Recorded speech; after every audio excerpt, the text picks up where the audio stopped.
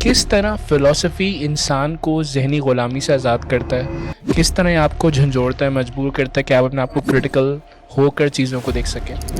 ہر وہ انسان جو سوچتا ہے، ٹھیک ہے، ہر وہ انسان جو اپنے ارد گرد سوچنے، سمجھنے اور سوال اٹھانے کی کوشش کرتا ہے، وہ دراصل فلسفی ہے۔ کہ ہم فلسفی کی امپورٹنس کو کیوں نہیں سمجھ سکے، اور نسبتاً ویسٹ اور کنٹریز بہت زیادہ امپیس کرتی؟ تو جب تک ہم اپنے آپ کو ایک ملٹی ڈائمینشن سوچ کے اندر لے کے نہیں آئیں گے، ہم اپنے آپ کی سوچ کو ملٹی ڈسپلنری تھاٹ کے اندر لے کے نہیں آئیں گے، اس وقت تک میرا خیال یہ ہے کہ آئندہ مزید 78 سال تک تبدیلی کی گنجائش نہیں۔ Many people would remember Socrates now. ہزاروں سال گزر گئے لیکن سقراط کا امپیکٹ آج بھی باقی ہے. Why is that so?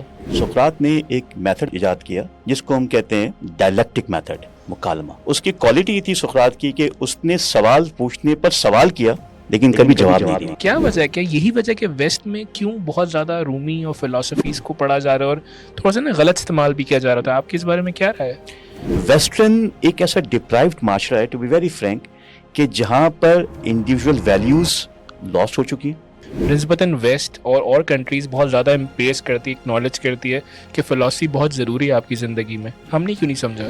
ہم 78 سال کے اندر یہ سمجھ نہیں سکے کہ ہمارے مسائل کیا ہیں، اور ہمارے مسائل ہیں critical thinking.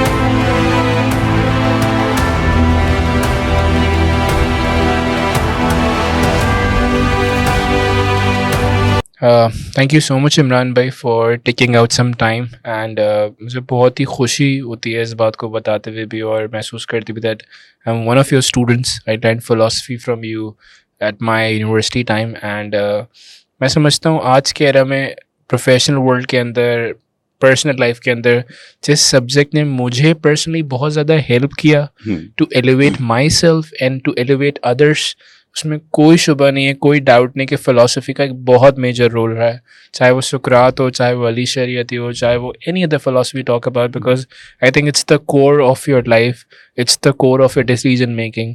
So would like to start this podcast with you. You been teaching فلسفی for a very long time, and اگر آپ اپنی جرنی کے بارے میں تھوڑا سا بتا سکیں. سب سے پہلے سمت بہت شکریہ کہ آپ نے مجھے یہاں پہ آنے کی دعوت دی، اور سب سے اہم ترین بات یہ ہے کہ آپ نے فلسفے کے لیے آنے کی دعوت دی.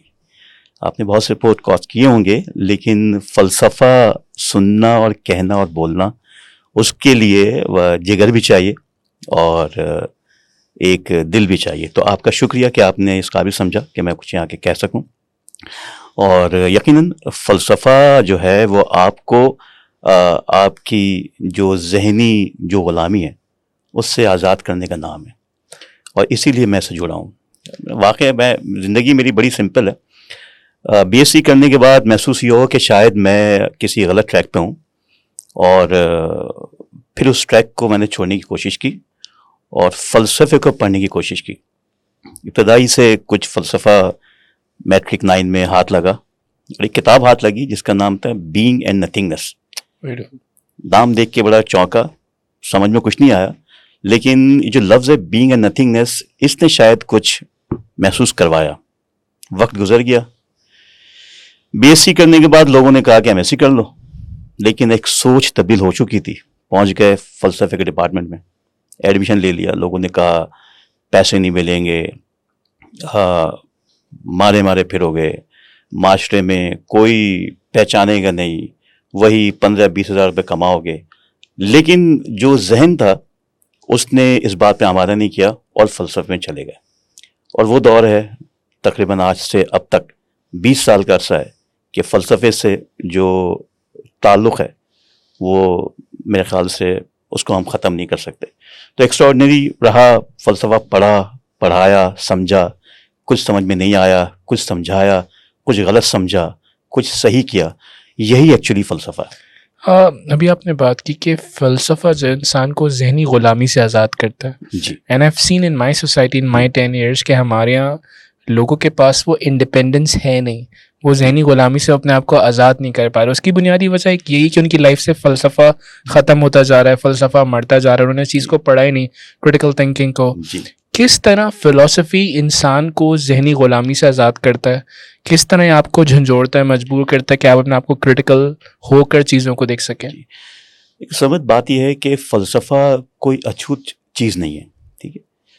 ہر وہ انسان جو سوچتا ہے، ٹھیک ہے، ہر وہ انسان جو اپنے ارد گرد سوچنے، سمجھنے اور سوال اٹھانے کی کوشش کرتا ہے، وہ دراصل فلسفی ہے، کوئی مانے یا نہ مانے، لیکن یہ حقیقت ہے کہ ہر انسان جو بھی اپنے ارد گرد کی چیزوں پر سوچ رکھتا ہے اور جب اس کو بے چین محسوس کرتا ہے اور اس کے بارے میں سوال اٹھاتا ہے، تو دراصل فلسفہ سوال اٹھانے کا دوسرا نام ہے۔ سوال وہ اٹھاتے ہیں جن کے اندر جرت ہوتی ہے، جو بزدل نہیں ہوتے۔ سوال کی نوعیت مختلف ہو سکتی ہے۔ مثال کے طور پہ سوال یہ بھی ہے کہ آج کا دن میں کیسے گزاروں گا، میری جیب میں اگر 100 روپے ہیں تو مجھے 100 روپے میں دن کیسے گزارنا ہے۔ سوال یہ بھی ہے کہ وقت کیا ہے۔ تو چاہے وہ ایک عام سوال ہو یا ایک بڑا کوسچن ہو، انسان کے ذہن میں کہیں نہ کہیں سوالات پیدا ہوتے ہیں۔ مسئلہ یہ ہے کہ جب ہمیں ان سوالات کے جوابات نہیں ملتے تو ہم شاید بھٹک جاتے ہیں اپنی اس عادت سے جو کہ فطری طور کے ہمارے اندر موجود ہے۔ تو میرا خیال ہے کہ فلسفہ سوال اٹھانا، جرت کرنا، ہمت کرنا اور اپنے آپ کے اندر جو امیچورٹی ہے اس سے آزادی حاصل کرنا۔ بڑی آپ نے ایک امپورٹنٹ بات کی کہ جب آپ فلسفی پڑھنے کے لیے آگے بڑھے اور آپ نے کوشش کی اور آپ آگے جا رہے تو اس راستے کے اندر تو بہت سی آوازیں سنائی دیتی ہیں کہ مارے پھرو گے، فلسفی بن جاؤ گے، آرٹسٹ اپنے بہت سے لوگ بننا چاہتے ہیں، کوئی پوئٹ ہے تو لوگ کہتے ہیں اس میں کوئی کریئر نہیں ہے۔ ٹپیکلی اگر ہم ویسٹ کو اٹھا کے دیکھیں تو ویسٹ کے اندر فلاسفرس کی ایک بہت بڑی امپورٹنس ہے۔ انفیکٹ ہم رومی کو جو ویسٹ میں پڑھا جاتا ہے شاید وہ ہمارے نہیں پڑھا جاتا۔ بالکل۔ کیوں ان 20 سالوں میں آپ نے کیا سمجھا کہ ہم فلسفی کی امپورٹنس کو کیوں نہیں سمجھ سکے، اور نسبتاً ویسٹ اور کنٹریز بہت زیادہ امپیس کرتی ہے، اکنالج کرتی ہے کہ فلسفی بہت ضروری ہے آپ کی زندگی میں، ہم نے کیوں نہیں سمجھا؟ دیکھیں مسئلہ یہ کہ ہم نے یا میں نے اگر کہوں کہ 20 سال کے اندر یہ سوچنے کی کوشش کی کہ ہم نے فلسفے کو کیوں نہیں سمجھا، تو ویسٹرن سوسائٹی، ٹھیک ہے، وہ ایک ایسے دور سے گزر چکی ہے جہاں پر وہ شدت پسندی، خوف، قتل و غارت گری وہ انہوں نے ایکسپیرینس کیا ہے۔ میں یہ نہیں کہہ رہا کہ کوئی اور سوسائٹی سے نہیں گزری، لیکن یورپ کے جو 1000 سال رہے ہیں اس میں انہوں نے بہت سی ایسی چیزوں کا ایکسپیرینس کیا ہے جہاں پہ جہالت، غربت، بیماری، تکلیف یہ وہ سے گزرے ہیں۔ اور جب آپ کسی پروسیس سے گزر رہے ہوتے ہیں تو آپ کے اندر ایک ایسا احساس پیدا ہوتا ہے جو آپ کو سوچنے مجبور کرتا ہے کہ کب تک۔ تو وہاں سے انہوں نے اپنے آپ کو تبدیل کرنے کی کوشش کی۔ المیہ یہ ہے کہ ہم، اگر میں پاکستان کی بات کروں خصوصاً، تو ہم 78 سال کے اندر یہ سمجھ نہیں سکے کہ ہمارے مسائل کیا ہیں، اور ہمارے مسائل ہیں کریٹیکل تھنکنگ کے۔ ہم کریٹیکلی سوچتے نہیں ہیں، ہم ایک لکیر کو فالو کر رہے ہوتے ہیں اور ہم سمجھتے ہیں کہ ہم اسی پاپولیرٹی کو حقیقت سمجھتے ہیں۔ تو جب تک ہم اپنے آپ کو ایک ملٹی ڈائمینشن سوچ کے اندر لے کے نہیں آئیں گے، ہم اپنے آپ کی سوچ کو ملٹی ڈسپلنری تھاٹ کے اندر لے کے نہیں آئیں گے، اس وقت تک میرا خیال یہ ہے کہ آئندہ مزید 78 سال تک تبدیلی کی گنجائش نہیں ہے۔ تو یہ فرق ہے انہوں نے محسوس کیا ہے۔ جب مجھے یاد پڑتا ہے کہ جب میں نے پہلی بار فلسفی پڑھی تو that I was in university, اور آپ سے پڑھنے کا اتفاق، اور آپ نے لاجک پڑھائی کہ لاجک ہوتی ہے اور لاجیکل ڈیسیجن میکنگ بڑی میٹر کرتی ہے۔ مجھے لگتا ہے ہماری اسکول، کالجز اور اساتذہ کا ایک بہت بڑا رول ہے اس کے اندر وہ ڈیمیج دینے میں، جہاں انہوں نے اس چیز کو نہ کریکولم کا حصہ بنایا ہوا ہے، اور اگر وہ کریکولم کا حصہ نہیں بھی تو ایک استاد کو سمجھنا چاہیے کہ اسے بچے کو یا ایک اسٹوڈنٹ کو کن کن چیزوں سے آشنا کرنا ہے۔ اگر ایک عام انسان فیصلہ لینے کی صلاحیت رکھتا ہے اور اسے یہ نہیں پتا کہ فیصلہ کیسے لینا ہے تو آٹومیٹکلی وہ start making wrong decisions if you start removing critical thinking۔ تو آپ کو کیا لگتا ہے ڈیمیج زیادہ کس نے دیا ہے؟ who's like creating more damage؟ بہت سے لوگ کہتے ہیں ملک کا حال پالیٹکس کی وجہ سے، عوام کی وجہ سے، لوگوں کی وجہ سے۔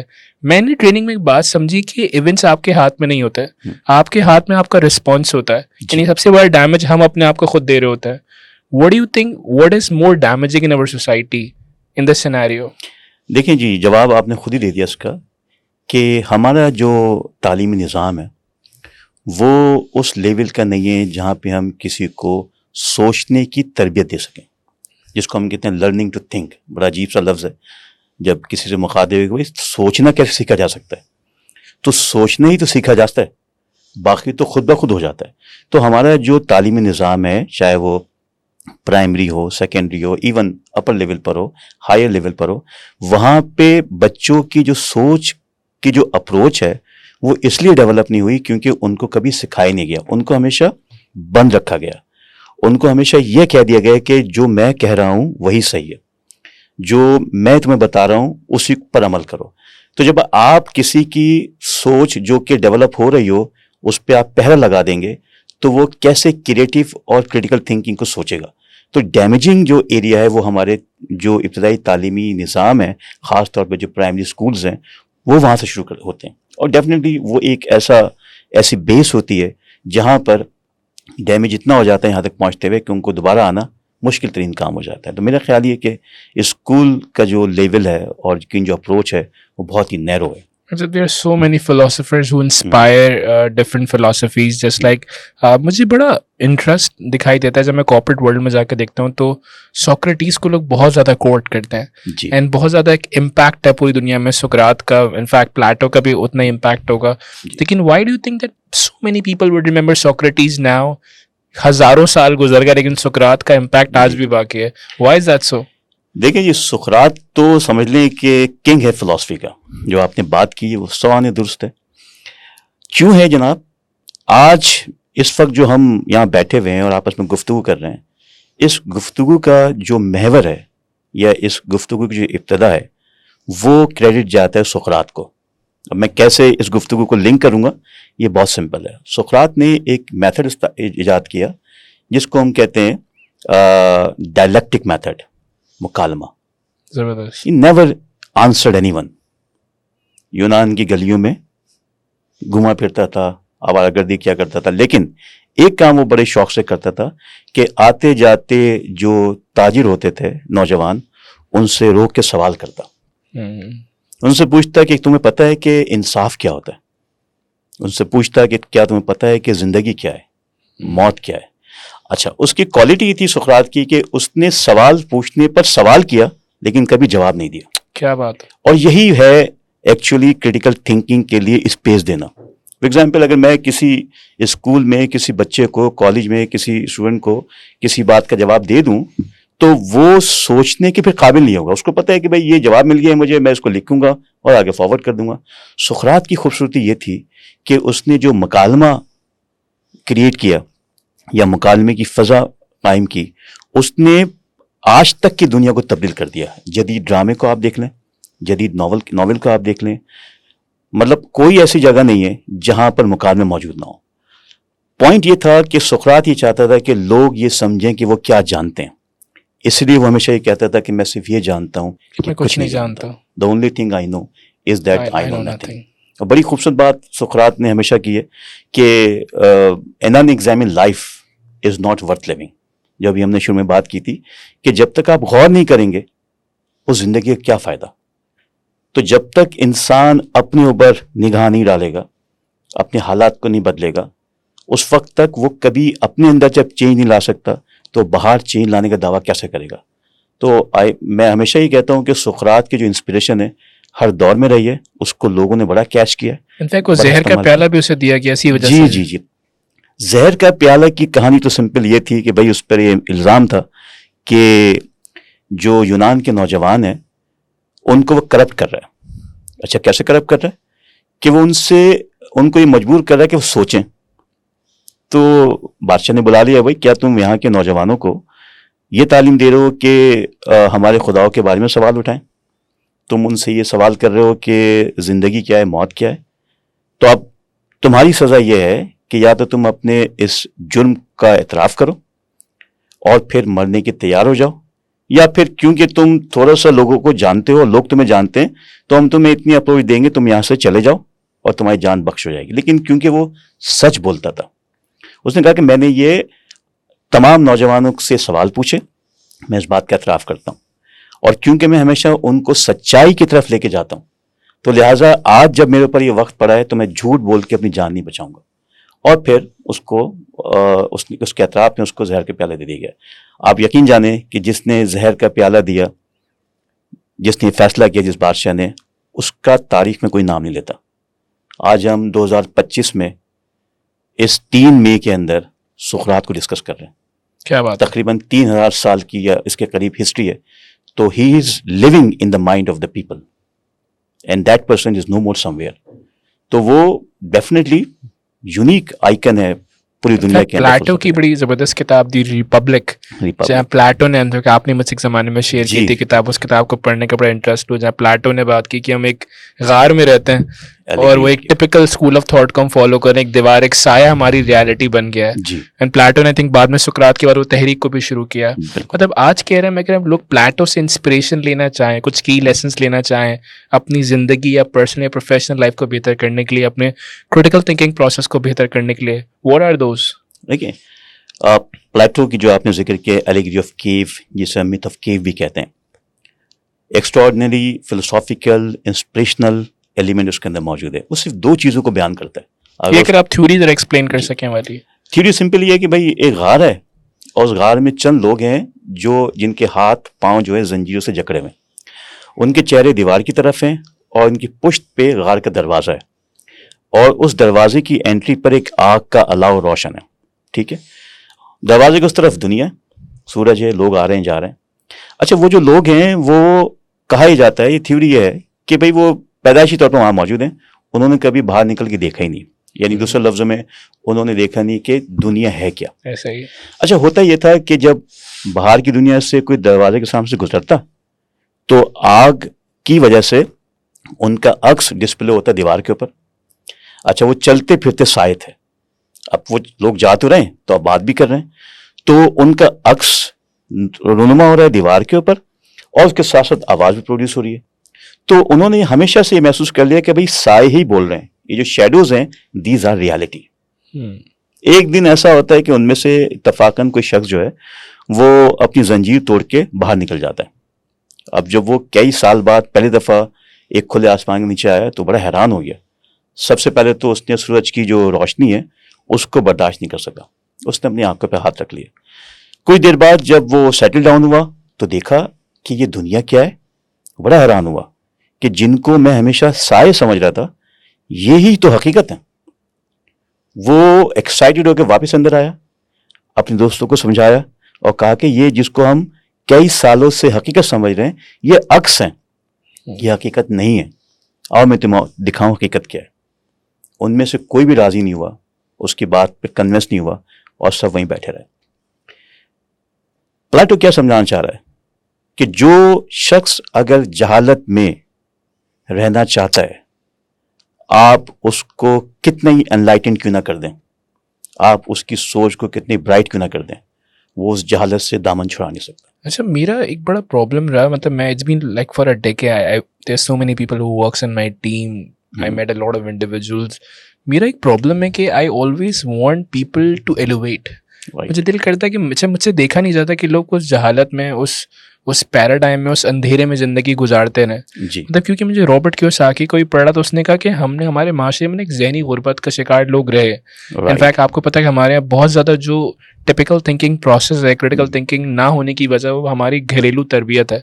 हमारे पेरेंटिंग के अंदर वो टिपिकल प्रोसेस सिखाया गया. फ़लसफ़ा ना हमारे वालिदैन ने पढ़ा ना उनके वालिदैन ने पढ़ा. वो एक उन्होंने जितना दिया वो बहुत है, मैं समझता हूँ. परवरदिगार उनके लिए हम जितनी दुआ कर सकें. लेकिन मैं समझता हूँ हमारी तरबियत के अंदर भी क्रिटिकल थिंकिंग और फिलॉसफीज़ कहीं ना कहीं मिसिंग थी.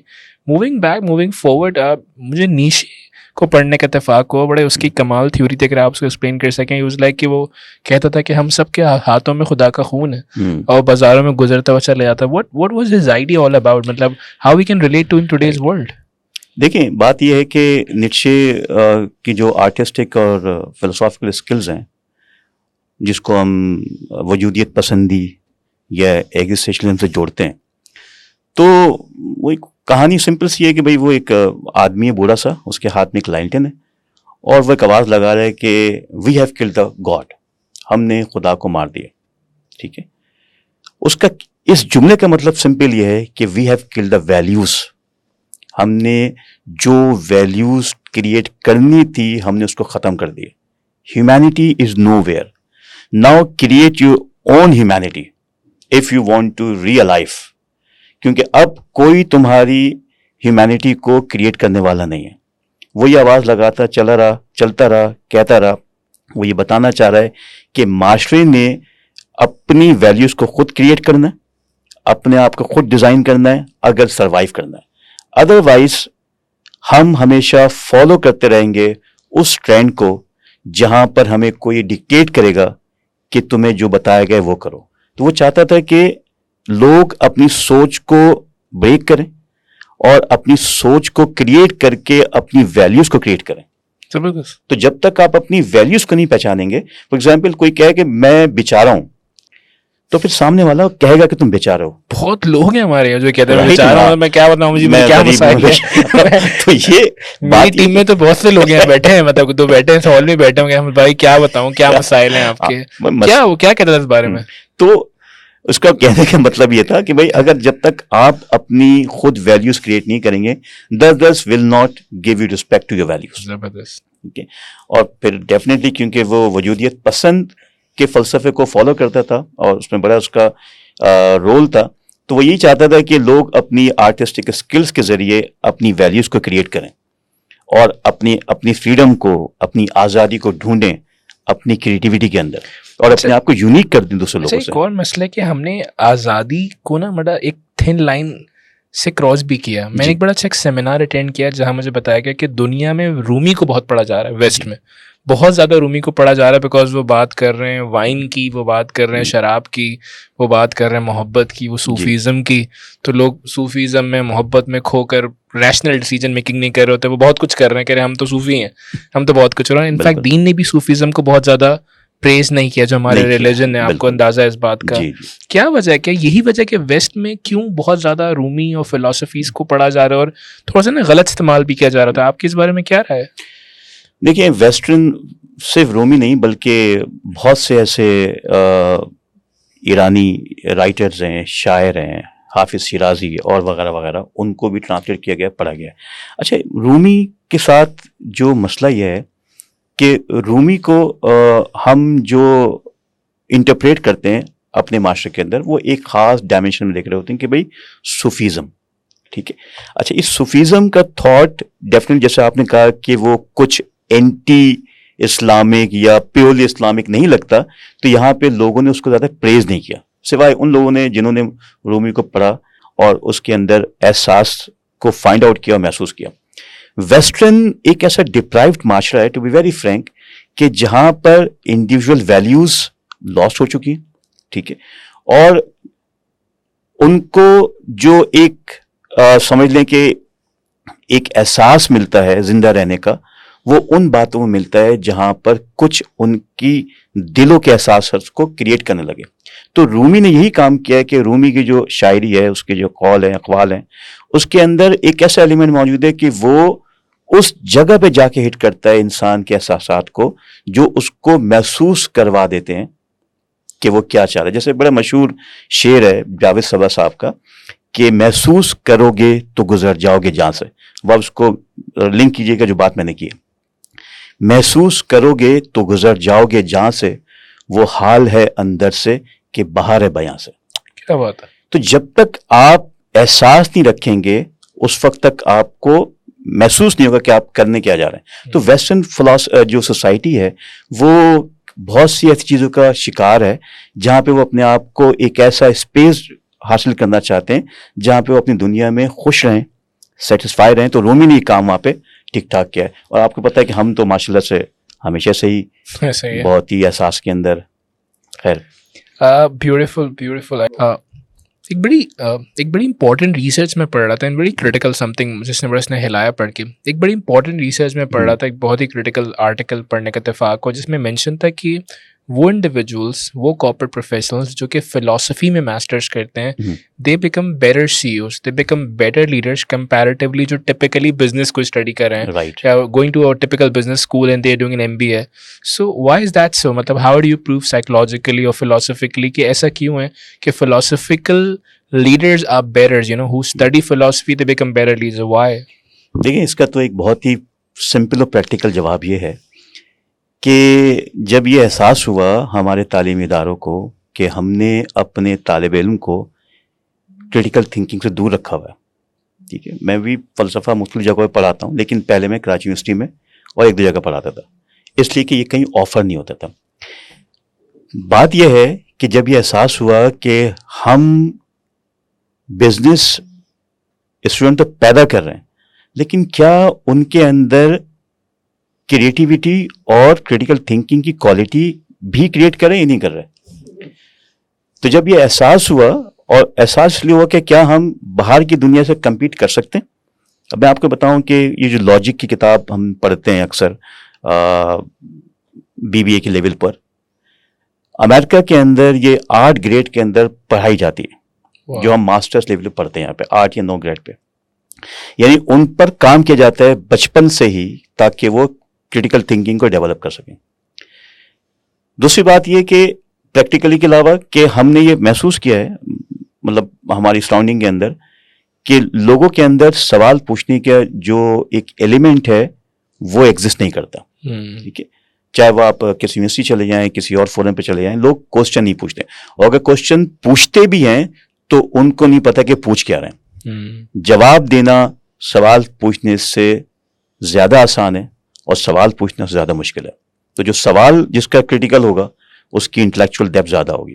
تو جو سوسائٹی کی ریکوائرمنٹ ہے اس میں اگر ہم آتے ہیں بزنس کی طرف یا بزنس جو کر رہے ہیں، کون سا ایسا شعبہ ہے جہاں پر ڈیسیشن میکنگ کے اندر کریٹیکل تھنکنگ نہیں ہے؟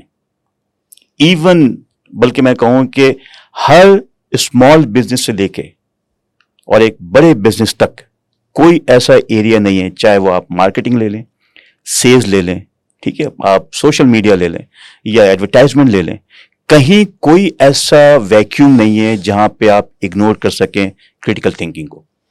تو آپ اس سے چھٹکارا حاصل کر ہی نہیں سکتے. لہٰذا جب آپ کے پاس کریٹیکل تھنکنگ اسکل نہیں ہوتی تو وہ لوگ سامنے آ رہے ہوتے ہیں جن کو نہیں پتا کہ ان کرنا کیا ہے. They create the mess in society.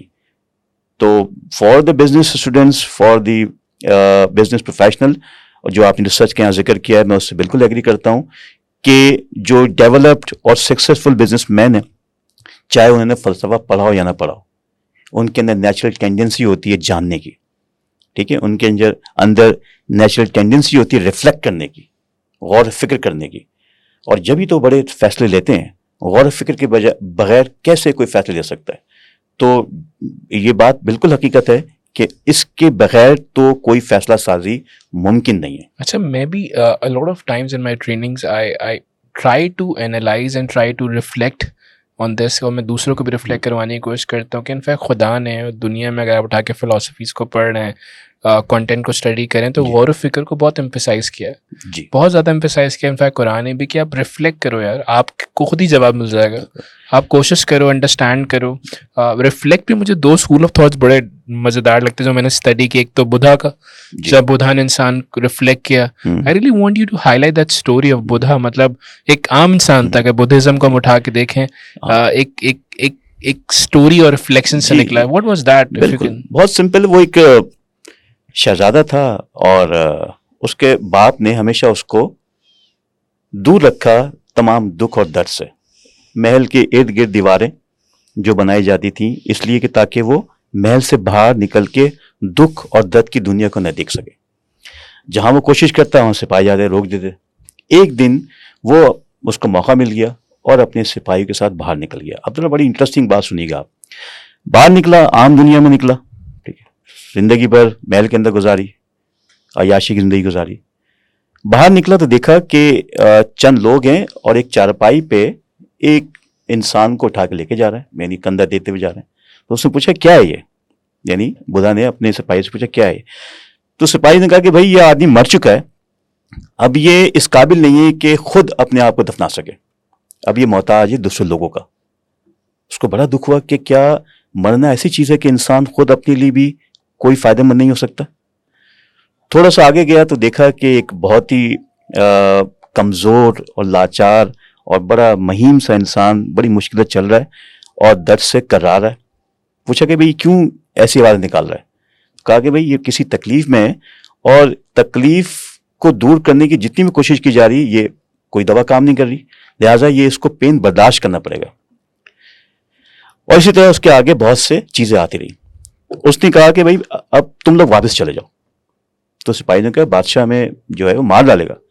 کہتا ہے کہ مار ڈالے یا کچھ بھی ہو، میں اب واپس نہیں جاؤں گا اس دنیا کے اندر، اور میں جاننا چاہتا ہوں کہ اس دنیا کی حقیقت ہے کیا، اور میں چاہتا ہوں کہ میں انلائٹنڈ ہو جاؤں، جان لوں اس چیز کو جو کہ مجھ سے پوشیدہ ہے، اور نکل پڑا وہ ایک جنگل کے اندر، کئی سال گزارے، کئی مہینے گزارے، پتے کھاتا رہا، اور پھر کہا ہی جاتا ہے کہ ایک دن شام کو اس کو ایک احساس ہوا اور رات تک اس کو ایک روشنی سامنے آئی. اس روشنی نے اس کو یہ بتایا کہ بھائی یہ جو دنیا ہے یہ ایک عارضی دنیا ہے، اس سے اگر تم دل لگاؤ گے تو یہ تمہیں دکھ کے علاوہ کچھ نہیں دے گی. جب تم اس دنیا سے اپنے آپ کو اٹیچ کر لو گے اور جب کبھی موقع آئے گا اس کو ڈیٹیچ کرنے کا تو تمہیں رونا پڑے گا. آج ہم دیکھتے ہیں کہ ہم محبت کرتے ہیں اپنی اولادوں سے، اپنے پیسوں سے، اپنی جائیداد سے، اور جب ہمارا کوئی بھی چیز ہم سے تھوڑی بہت دور ہوتی ہے تو ہمیں دکھ کا احساس ہوتا ہے. تو اس کو یہ پتہ چل گیا کہ اس دنیا سے جو محبت ہے وہ بڑی عارضی ہے، اور اس سے اٹیچمنٹ جو ہے وہ آپ کے لیے دکھ کا باعث بنے گی. اور پھر اس کے بعد اس نے کبھی بھی پلٹ کے آنے کی کوشش نہیں کی، اور وہ اس کو نروانا جس کو ہم کہتے ہیں انلائٹنمنٹ ملی، روشنی ملی، جس سے اس کی جو ریفلیکشن ہے اس نے پھر دنیا کو سمجھنے کی کوشش کی. تو یہ بڑی انٹرسٹنگ سٹوری ہے. پھر اس نے کچھ بات بتائے کہ بھائی یہاں تک پہنچنے کے بہت سے راستے ہیں. اس کے کوٹیشنز بڑے مشہور ہیں. Real trouble you think you have time. انسان کی سب سے بڑی غلطی ہے what you think you will become. اس کے جملے مطلب بہت زیادہ یوز کیے جاتے ہیں. میں سمجھتا ہوں آئی لو دس کوٹ بائی حضرت علی. وہ کہتے ہیں حکمت جہاں سے ملے نا مطلب اس سے حاصل ضرور کرو، کیونکہ جب تک وہ منافع کے پاس ہے وہ اس کے شاید کام کی نہیں ہے. بالکل. لیکن آئی تھنک ہمارا ایک بہت بڑا مسئلہ ہے that we have close minds. ہمارا ایک بہت بڑا مسئلہ ہے کہ ہم نے شاید حضرت علی کے اس کال کو، اس جملے کو سمجھا نہیں کہ حکمت آپ کو ہر جگہ سے لینی چاہیے جہاں آپ کو لگ رہا ہے کہ یہاں حکمت ہے، وزڈم ہے. Some times you become limited. ہمارے یہاں ریلیجن اسکول آف تھاٹ کو اٹھا کے دیکھیں، کسی اسکول آف تھاٹ کو اٹھا کے دیکھیں، ہم کہیں نہ کہیں بہت نیرو ہو گئے اپنی تھنکنگ کے اندر. ایز اے سوسائٹی جب میں لوگوں سے ملتا ہوں they have very typical school of thoughts, very typical process of communication. ان کے پاس وہ وائڈر رینج آف گفتگو نہیں ہوتی. جب وہ بات کرو تو ایک ٹپیکل سیٹ ہوتا ہے. Why is that so? دیکھیں آپ نے حضرت علی علیہ السلام کا ذکر کیا، اور جو ان کے اقوال زرعی ہیں نہج البلاغہ کے اندر، خاص طور پہ ابھی جو میں بات کر رہا تھا بدھا کی، تو وہ جو ہم بات کر رہے تھے کہ بھائی اس دنیا سے اٹیچمنٹ جو ہے وہ آپ کے لیے دکھ کا باعث بنے گی. حضرت علی بھی فرماتے ہیں کہ اس دنیا سے شادی کرنا دراصل اس دنیا کو طلاق دینا ہے. ٹھیک ہے نا؟ تو بتانا یہ چاہ رہے ہیں کہ یہ دنیا جو ہے یہ ہمارے لیے اس وقت تک تو صحیح ہے جب تک ہم اپنے روزمرہ کے بنیادی ضروریات کو پورا کرنے کے لیے موجود ہیں، اس لیے کہ this is not the place for living forever. تو حضرت علی علیہ السلام کا جو طریقہ ہے اس کائنات کو سمجھنے کا اور اس کائنات کو بیان کرنے کا، وہ دراصل ہم نے اس کو اس لیول پہ نہیں سمجھا جس لیول پہ بات کی جانی چاہیے. اس کی وجہ یہ ہے کہ ہم نے سوسائٹی کو وہاں تک لے کے نہیں گئے، اس انٹلیکچوئل لیول تک نہیں پہنچا سکے جو کہ حضرت علی علیہ السلام فرمانے کی کوشش کر رہے ہیں. ہم نے ان چیزوں سے وہ چیزیں حاصل نہیں کی جس سے ہم اپنے معاشرے اور اپنی ذات کے اندر کوئی تبدیلی لا سکیں. تو جیسے وہ your tongue will speak what it is accustomed to, کہ آپ کی زبان وہی بولے گی جس کی عادی ہو گئی ہے. تو یہ کوئی عام سا جملہ نہیں ہے. اگر آپ اس کو حقیقت کے لیول پہ آ کے دیکھیں اور عام زندگی پہ لا کے رکھیں تو پتہ ہی چلے گا کہ کیا بات کہہ دی انہوں نے. Very true, very true. جس طرح ہمارے یہاں ینگسٹرس کے اندر رومی کا ایک بڑا میں نے کریز دیکھا، بہت زیادہ لوگ پڑھ رہے تھے. شاید اقبال کو اتنا زیادہ اسٹڈی کرنے میں وہ پیچھے رہے نا، اور لیکن رومی کے کوٹیشنز کو بہت زیادہ شیئر کیا جا رہا ہے، انسٹاگرام بہت زیادہ پروموٹ کر رہا ہے. تو آن دی ادر اینڈ ہماری سوسائٹی میں جان ایلیا کا ایک بڑا میں نے کریز دیکھا ینگسٹرس کے دوران. انفیکٹ جان کا جو تھوڑا بہت اسٹڈی کرنے کے مجھے بھی اتفاق ہوا، سیلف اویئرنیس کی طرف کافی رجحان تھا اور بہت زیادہ کوشش کی. ان کا بڑا مشہور شعر جو مجھے یاد بھی ہے کہ تم مجھے ڈھونڈو میں تمہیں ڈھونڈوں، کوئی ہم میں سے رہ گیا ہے کہیں. What you think that why such creative people, جس طرح جان کی ایگزامپل اور بہت ایسے لوگ ہیں جو کہ اپنے زمانے میں ایک اعلیٰ پائے کے شاعر تھے، اس طرح کی کریٹیوٹی، اس طرح کا امپیکٹ اب ہمیں سوسائٹی میں نہیں دکھائی دیتا ہے. وائی از دیٹ سو؟ اس کو ہم اس طرح دیکھ سکتے ہیں کہ دیکھیں سوسائٹی جو ہے نا بہت تیزی سے ٹرانسفارم ہو رہی ہے، اور یہ ٹرانسفارمیشن جو ہے یہ اتنی تیزی سے ہوئی ہے پچھلے 15-20 سال کے اندر کہ ہم اس ٹرانسفارمیشن میں بہہ چکے ہیں یا بہہ رہے ہیں. ہم اس ٹرانسفارمیشن کا ایک حصہ بن گئے جہاں پہ ہم نے چیزوں کو محسوس کرنے کی جو صلاحیتیں وہ ختم کر دی ہیں. جان صاحب جیسے لوگ یا ایسے بہت سے شعراء جو دنیا کے اس احساس کو، لوگوں کے مسائل کو اور وجودیت کے مسئلے کو محسوس کر کے لوگوں تک پہنچاتے تھے. آپ کی ویسے کیا تھاٹس ہے جان کا؟ آپ کو کیا مقصد، کیا وہ مشن کیا دکھائی دیتا تھا؟ مطلب جو ان کی فلاسفیز میں اگر آپ اخذ کر سکیں کچھ جملے. اگر دیکھیں جان کا جو میں اگر ان کی پوری شاعری کو فلسفے کے اندر بند کر دوں تو میرا خیال یہ ہے کہ جان صاحب جو تھے وہ وجودیت کو سمجھنا چاہتے تھے. ٹھیک ہے. اور ان کے بہت سے ایسے اشعار ہیں، بہت سی ایسی، بلکہ انہوں نے بہت سی نثر بھی لکھی جہاں پہ انہوں نے فلسفے کے ذریعے وجودیت اور اپنی شاعری کو بیان کرنے کی کوشش کی. تو لہٰذا جو جان صاحب کا فلسفہ ہے، جہاں تک میری اپنی ایک ناقص رائے ہے، وہ یہ کہ وہ وجودیت کے ساتھ بڑے اٹیچ تھے اور وہ یہ جاننا چاہتے تھے کہ انسان کی جو وجودیت کی اہمیت ہے، جو اس کا وجود ہے، اس کی اہمیت اور حیثیت کیا ہے. اسی لیے وہ اکثر اپنے اشعار کے اندر ہم کلام ہوتے ہوئے نظر آتے تھے، خود گفتگو کرتے تھے. یعنی ایک عام آدمی کے لیے وہ شعر شاید کسی مذاق سے کم نہ ہو، لیکن جو سیریس ایٹیٹیوڈ رکھنے والے لوگ ہیں وہ اس کو محسوس کرتے تھے. تو میرے خیال سے وجودیت کا فلسفہ جان اور صاحب. ایگزامپل اگر آپ کو ایگزامپل دے سکیں، ایک دو جملے اگر آپ. دیکھیں اگر عمر گزرے گی انتظار میں ہی کیا، عمر گزرے گی انتظار میں ہی کیا. ٹھیک ہے. اور اس کا پھر آگے ایک بڑا مشہور جملہ ہے. ٹھیک ہے. وہ یہ کہتے ہیں کہ یوں جو تکتا ہے تو آسمان کی طرف، کوئی رہتا ہے آسمان میں کیا. یعنی asking question to yourself, کیا تمہیں اتنا یقین ہے کہ وہاں کوئی موجود ہے؟ تمہیں اپنے وجود کے ہونے کا یقین نہیں ہے، تم اس وجود کے ہونے کی بات کر رہے ہو جس کو تم نے دیکھا نہیں ہے. کیا بات. تو جان صاحب تو ایکسٹراڈنری انسان تھے، اور میرا خیال یہ ہے کہ ان کی لیول کا جو شاعر ہے یا ان کی سوچ کے لیول کا شاعر ہے، وہ صدیاں لگتی ہیں وہاں تک پہنچنے میں یا اس کو بننے میں. موونگ فارورڈ، جسٹ لائک آپ کی جو ریسرچ رہی، آپ نے بہت زیادہ کام کیا کینٹ کے اوپر، جو کہ ایک ویسٹرن فلاسفر ہیں جنہوں نے ویسٹرن ورلڈ کے اندر انلائٹمنٹ کے سلسلے کو شروع کیا. مطلب ویسٹرن ورلڈ نے سیکھا انلائٹمنٹ کو. What was his whole idea all about and what are the major learnings from his life? Right. دیکھیے کانٹ جو ہے ایک بڑا اصولی آدمی تھا، فلسفی تھا. اس کے بارے میں بڑا مشہور تھا کہ وہ جب اپنے گھر سے نکلتا تھا تو محلے والے اپنے گھر کی گھڑیاں سیٹ کیا کرتے تھے. یعنی وہ 5 بجے نکل رہے واک کے لیے تو محلے والے اپنے گھر کی گھڑیاں جو ہیں اس کو دیکھ کے سیٹ کرتے تھے. اس کی پنکچولیٹی کا اندازہ آپ لگا سکتے ہیں. اپارٹ فرام دس کہ کانٹ کا جو فلسفہ ہے اس میں ایک بڑی اہم ترین چیز جو میرا فوکس ہمیشہ رہا ہے وہ ہے انلائٹنمنٹ یا روشن خیالی. اپنی ایک چھوٹا سا آرٹیکل لکھا اس نے اور 1700 کے اندر، اس میں اس نے ایک بڑا ابتدائی جملہ لکھا کہ انسان کو اپنی سیلف امپوز امیچورٹی سے نکلنا چاہیے. یعنی جو ہم اپنے اوپر ایک خود ساختہ ناپختگی پیدا کر لیتے ہیں، بلکہ اس کو اور آسان کر دوں، اگر ہم اپنے اوپر اپنی جہالت کو طاری کر لیتے ہیں، اگر ہم اس سے باہر نہیں نکلے تو پھر ہم کبھی بھی انلائٹن نہیں ہو سکتے. کانٹ کا کنٹریبیوشن پورے یورپ کے اندر یہ ہے کہ اس نے اپنے اس خیال کی بنیاد پر یورپ کو ان تمام تکلیف سے نکالا جس میں وہ کئی 100 سال تک موجود تھے. کانٹ نے بڑا کنٹریبیوشن کیا اپنے آرٹیکل، اپنے فلسفے کے ذریعے، اور فریڈم اور جو آزادی سے نکلنے کا جو ایک طریقہ کار وہ بتایا. اس کے ساتھ ساتھ اس نے یہ بھی کہا کہ انسان کی رکاوٹ یا کامیابی میں جو رکاوٹ ہے وہ اس کی لیزینس ہے، ڈپینڈنسی ہے.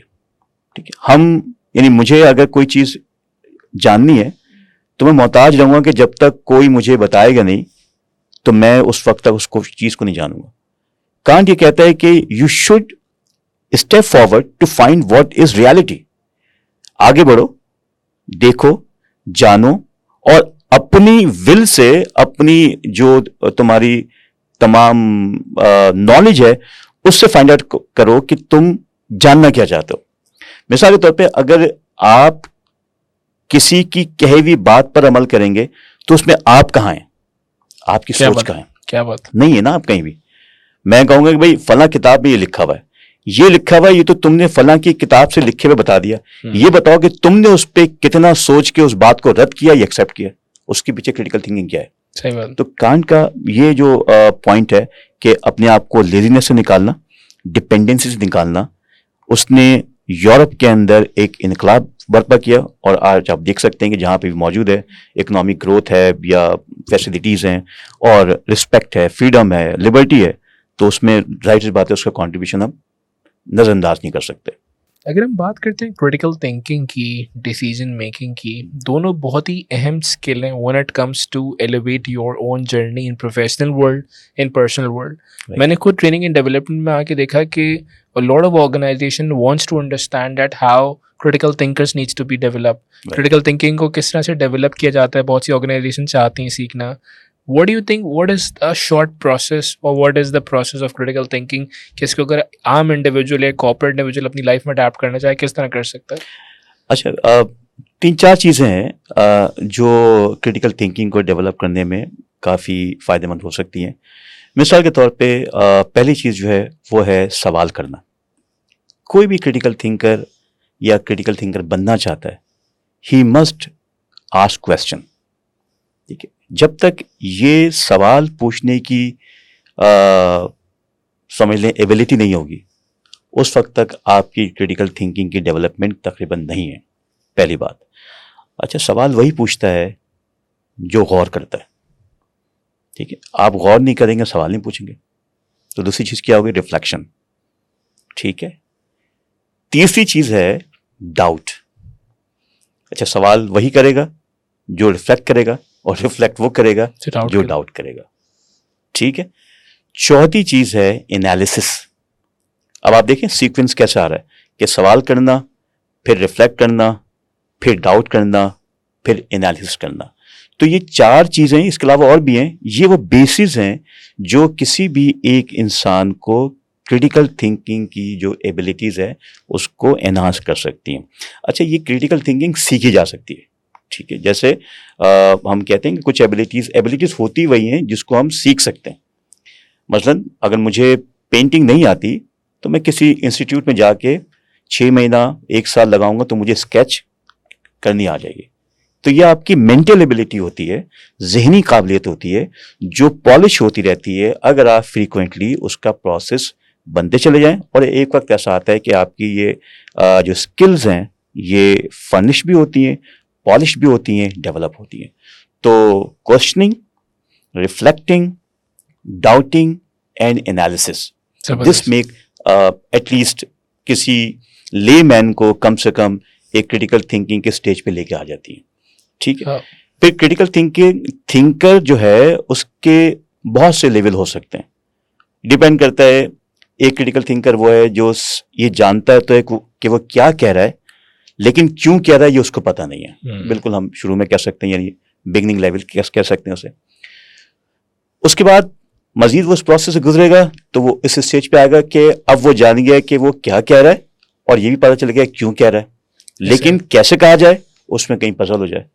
تو یہ مختلف لیول سے گزرتے ہوئے ہم فائنلی وہاں تک پہنچ سکتے ہیں جہاں پہ ہم وزڈم کے لیول پہ آ جاتے ہیں. یہ بڑے بڑے مفکر, فلسفی, یہ کریٹیکل تھنکنگ کی وزڈم کی اسٹیج پر ہیں, یعنی دے کریٹ دیر اوریجنالٹی, جو اپنی اوریجنالٹی ہے اس کو کریٹ کرتے ہیں, اپنے تھاٹ کو, اور پھر اس کا کوئی ڈیفینیٹلی. ایک بہت سے آتھر کو میں پڑھ رہا تھا, نی ریال, 2 کتابیں لکھی, انڈسٹریکٹیبل اور ایک ہک. انڈسٹریکٹیبل میں کانسیپٹ دیتا ہے اکرزیا which is driven by Socrates. وہ کہتا ہے بہت سے لوگوں کو پتہ ہے کہ کیا صحیح ہے لیکن وہ پھر بھی اسے نہیں کر پا رہے. ٹھیک ہے. It's just because they wanted to understand کہ انہیں سمجھ ہی نہیں پاتے کہ غلط کیا ہے اور صحیح کیا ہے. وہ صحیح غلط میں ڈفرینشیٹ نہیں کر پاتے. They keep doing and keep repeating the same concept again and اس نے اس کو کنیکٹ کیا ڈسٹریکشن سے. بہت سے لوگوں کو پتہ ہے یہ چیز مجھے ڈسٹریکٹ کرتی ہے لیکن لوگ پھر بھی اس کی طرف جا رہے ہوتے ہیں. واٹ ڈو یو تھنک, کیا یہی وجہ کہ لوگ پرائرٹی سیٹ نہیں کر پا رہے ہوتے, انڈرسٹینڈ نہیں کر پا رہے ہوتے ڈیسیجن میکنگ کے پروسیس میں کہ کیا صحیح کیا غلط ہے؟ جسٹ لائک آئی نو کہ اگر میں دن میں 4 گھنٹے فیس بک استعمال کروں گا یا میرا اسکرین ٹائم 4 گھنٹے ہوگا تو مجھے ڈیمنشیا ہو جائے گا ایک ٹائم. بالکل بالکل. مطلب I start losing my memory but still people are doing it. مطلب why people can not implement the knowledge they have, مطلب وہ عمل کیوں نہیں کر پا رہے ہوتے, عمل مشکل کیوں ہے ہمارے یہاں؟ رائٹ. تو آپ کی جو پہلے سوال کا جواب تو وہ یہ ہے کہ دیکھیں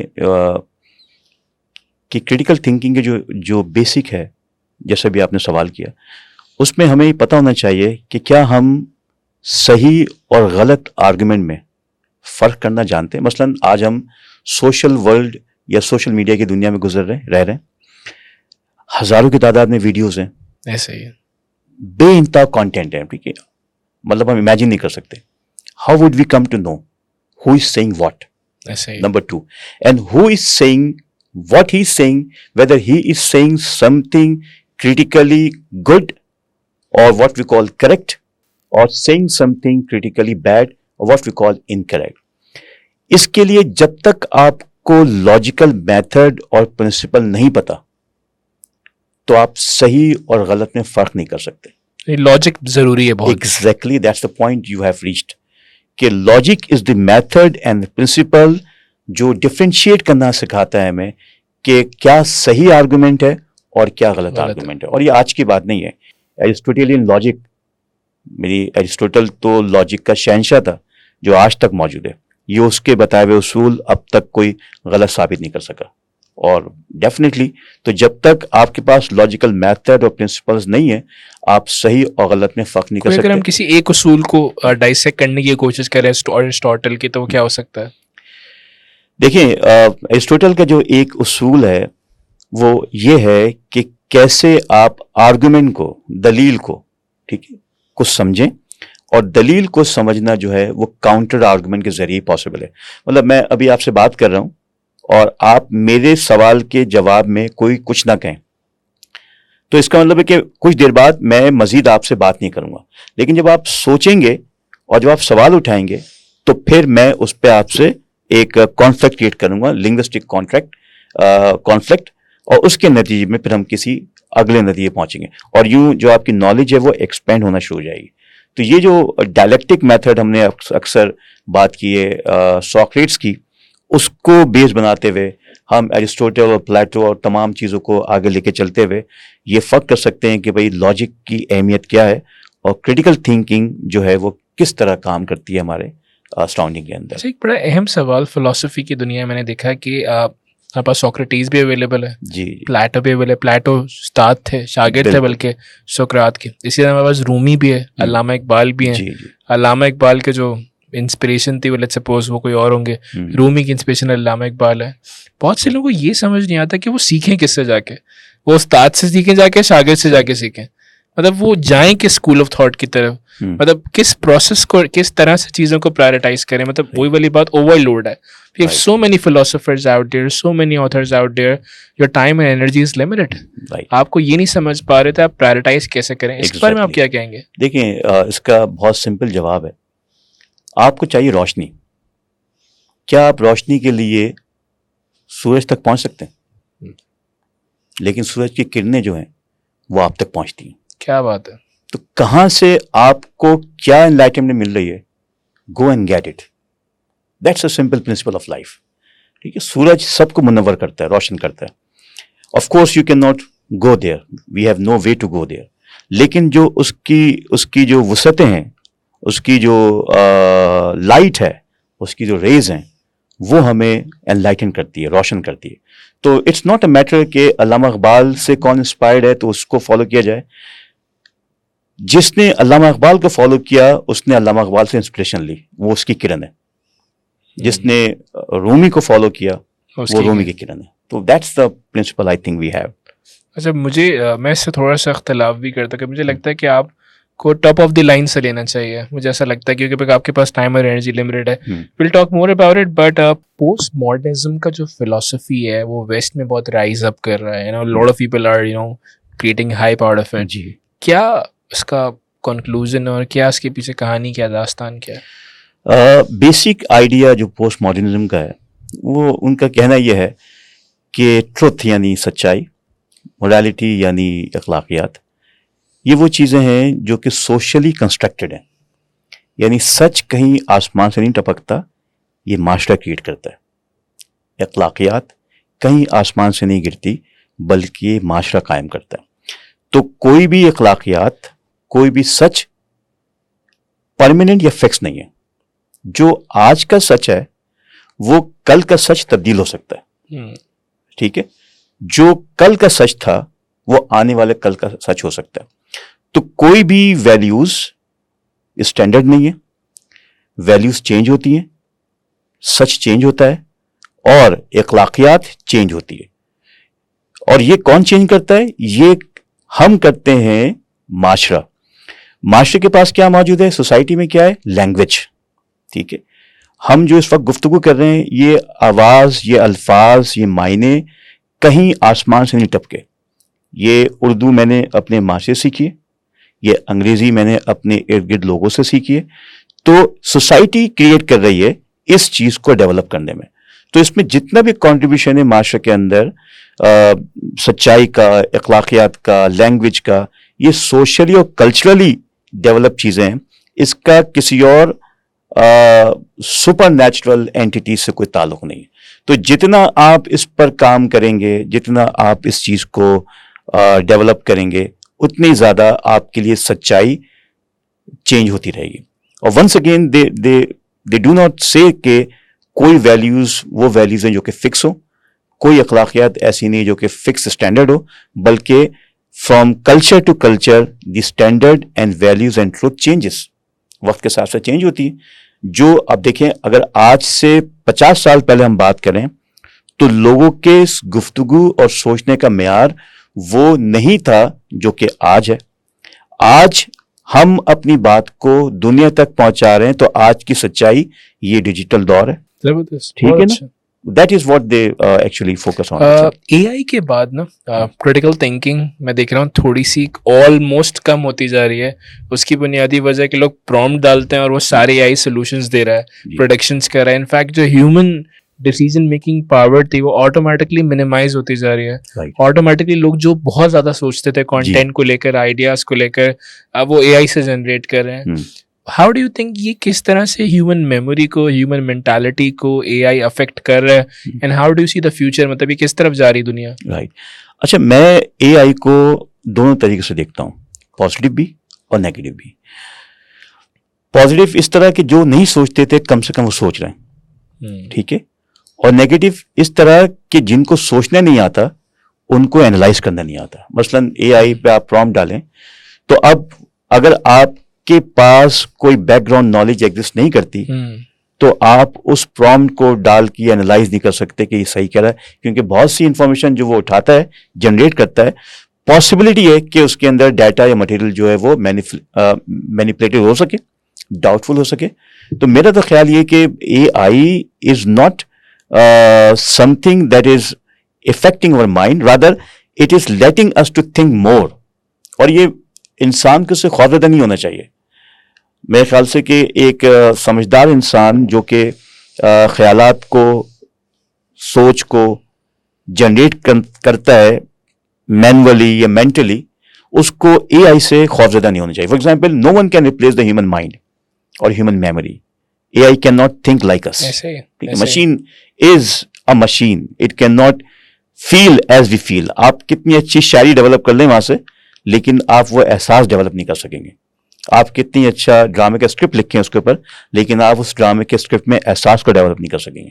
تو میرا خیال یہ کہ there should not be a fear about the AI, especially for those who have creative mind and critical thinking. اچھا, میجورٹی جو ہماری سوسائٹی کے اندر کانٹینٹ دیکھا جاتا ہے وہ بہت زیادہ یا تو مرچ مسالہ یا وہ سنسنی خیز کہانیاں, ڈیپتھ از مسنگ. مطلب میں بڑا اچھا جے شیٹی کا ایک پوڈ کاسٹ سن رہا تھا, اس نے کہا if you wanted to go fast you need to go deep first.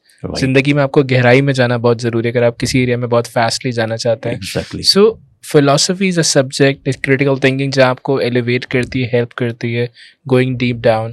اور ہمارے ماضی میں بھی بہت سی ایگزامپل آپ کو دکھائی دیتی ہیں, چاہے ہم کربلا کی اسٹوری اٹھا کے دیکھیں کہ بہت سے لوگوں کے سامنے حق موجود تھا. صحیح ہے, نماز یہاں بھی ہوتی تھی اور نماز وہاں بھی ہوتی تھی, لیکن بہت سے لوگ حق کو نہیں سمجھ پاتے. So how do you see and what are your comments on that کہ کتنا ضروری ہے فلسفے کو پڑھنا, کتنا ضروری ہے فلسفے کو سمجھنا تاکہ آپ اپنی زندگی میں بہتر فیصلے لے سکیں, بہتر ڈیسیژن میکنگ کر سکیں. And how do you analyse the story of Karbala? دیکھیں جی, بات بالکل واضح اور سمپل ہے کہ کربلا کی جو حقیقت ہے وہ انہی کو دکھائی دے گی جو محسوس بھی کریں گے اور سوچیں گے بھی. ان کے لیے جو کربلا کی حقیقت کو نہیں مانتے یا اس کو اس طرح نہیں ایکسیپٹ کرتے یا ڈینائی کرتے، وہ پردے کے اس بات کے احساس کو محسوس نہیں کر سکتے. مثال کے طور پہ جو فلسفہ کربلا ہے یا امام حسین کا جو فلسفی ہے، جو ان کا جو فلسفہ ہے، وہ حق اور باطل کا فلسفہ ہے. ٹھیک ہے، حق وہی سمجھے گا جو جذبات کے ساتھ ساتھ اپنی کریٹیکل انالیسس کو سمجھنے کی صلاحیت رکھتا ہے، اور جو صرف جذبات رکھتا ہے لیکن کریٹیکل انالیسس نہیں کرتا، وہ حق تک نہیں پہنچ سکتا. اور میں اس کو اس طرح سم اپ کرنا چاہتا ہوں کہ فلسفہ آپ کو لے کے جاتا ہے حق کی طرف ریزننگ کے ساتھ، مذہب آپ کو لے کے جاتا ہے حق کی طرف جس کو ہم کہتے ہیں فیتھ کے ساتھ. دونوں کے راستے ایک، دونوں کی راستے ایک ہیں، یعنی فلسفہ آپ کو حق کی طرف لے کے جا رہا ہے، دونوں کی منزلیں ایک، راستے مختلف ہیں سوری، لیکن دونوں کی منزلیں ایک ہی ہیں. تو جب یہ ریکنسائل ہوگا حق اور جس کو ہم کہتے ہیں فیتھ، پھر آپ کو سچائی عیاں ہو جائے گی. اور یہی ڈیفینیٹلی کربلا کا یہ پیغام بھی ہے. میں سمجھتا ہوں کہ جب تک آپ اپنی عقل اور شعور اور احساس کو ملا کے آگے نہیں چلیں گے، آپ اس مارکے کو نہیں جان سکتے، محسوس نہیں کر سکتے، جو کہ عام لوگ اس کو سمجھنے میں ناکام ہو گئے. Thank you so much Imran بھائی. آئی تھنک بہت ہمارا جو شکریہ. پارٹ 2 ہے وہ ہم ڈیفینیٹلی ریکارڈ کریں گے after this, and we will talk more about the philosophy in real life in the professional world. کس طرح ہم فلاسفی اور ڈیسیجن میکنگ کو اپنی زندگی میں بہتر کر سکتے ہیں، so we can make better decisions. Thank you so much for your time and input, and let's wait for the part 2 بہت شکریہ. انشاءاللہ. Thank you very much Smith. Good luck for you for ever.